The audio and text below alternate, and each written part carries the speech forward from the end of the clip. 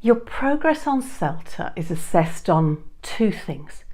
Your teaching practice, you'll usually teach 8 or 9 lessons during the course, and on your 4 written assignments.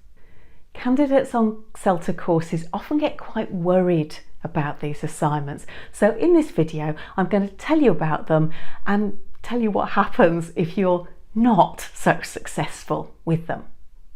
Hi, I'm Joga Conga, and if this is the first time we're meeting, I've been a CELTA tutor for over 20 years, and as a CELTA assessor I've visited over 50 different centres, so I do know a little bit about the course.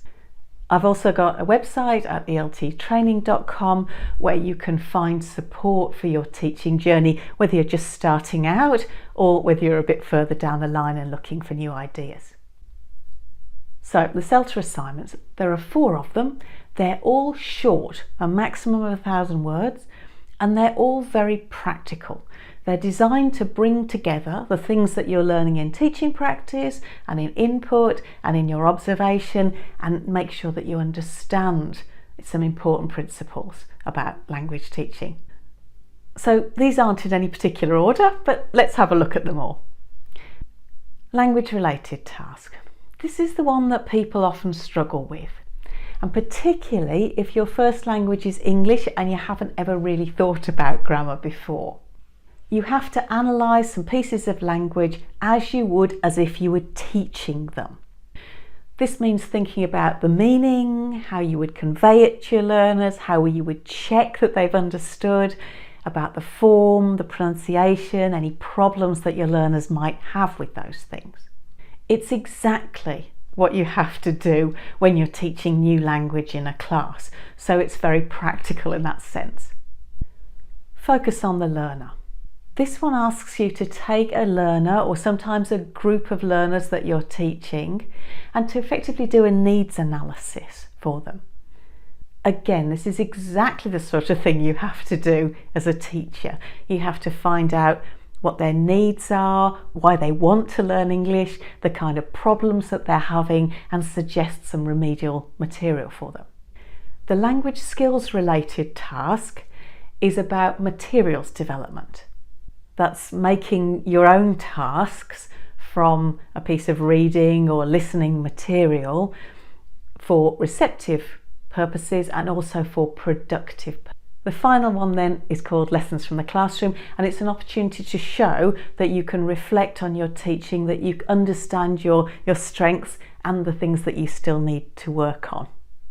There's a strong thread throughout CELTA of reflection, because it's really important that you can see what you're doing so that you can develop and continue to develop after the course. So again, it's a very practical one.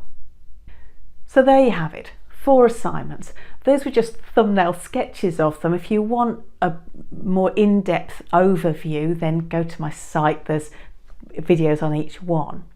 But you might be saying, well, how do I know what to do? That's easy. You'll be told.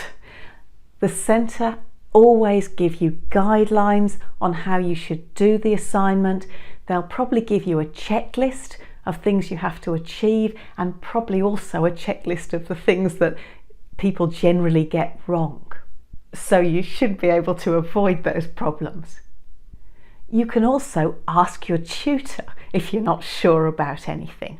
So there's a lot of support. Make sure you read the rubric carefully and the examples and ask if you're not sure. But what if you don't get it all right the first time? Obviously it's good to do your best, but it's not the end of the world if you get a few things wrong. You're allowed to resubmit every one of your assignments once. So you submit your assignment, your tutor will give you feedback, and it will either be a pass or they will give you feedback and tell you what you need to redo. Very clearly. You'll take the assignment back, you'll redo the things you need to redo, come back, and it will pass. This is fine. So we have 3 grades: pass on first submission, pass on resubmission, and fail. It doesn't matter whether you pass the assignments on the first submission or the second submission in terms of your final grade. They're treated the same, And sometimes you might have to resubmit for very small, tweaky reasons that aren't, major at all. So, and this is important, so listen up, don't worry if you have to resubmit an assignment. This is perfectly normal and fine. Note that there's no above standard grades on assignments, they're just pass on resubmission or fail. Your final grades are decided on your teaching practice, so that's where it's worth putting the effort in. You should do your best on the assignments, of course, but make sure that you put the majority of your effort into your teaching practice preparation. That's what really counts. But what if you resubmit an assignment and you still haven't done it right and it's a fail? This can happen, of course, but it's not very common. The good news is that even if you fail one of your assignments, you can still pass the course. You just have to show in other parts of the course that you've demonstrated those skills. So for example, if you fail the language related task, that's the one that people often struggle with, then you can also show that you can analyse language in your teaching practice. So there might be evidence in your lesson plans that you can analyse language. The only restriction is that you can't get a pass A if you've failed one of the assignments. If you fail 2 assignments, then you can't pass the course, it's an automatic fail.